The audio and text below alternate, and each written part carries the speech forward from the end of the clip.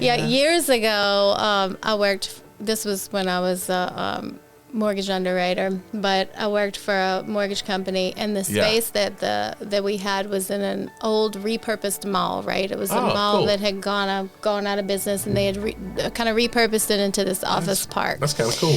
It was cool, and they were trying to kind of get it to take traction, so rent was cheap, so getting the first people in there, and so my company was in there, and I mean 98% of the time it was fine. We didn't have any problems, but certain parts of it were still empty. Sketchy. Right. Well, certain parts of the mall were still not occupied, right? You had a lot of unoccupied space and vacant space. Yeah. So, one morning, our poor little office manager, she was great, too. She went in to open up, she kind of got there before everybody. Yeah. And there she's was just a thinking dude she's doing a just good sleeping. job. I'm here early. There was a homeless guy just sleeping on the sofa in the lobby. Like, he had just, found a way in.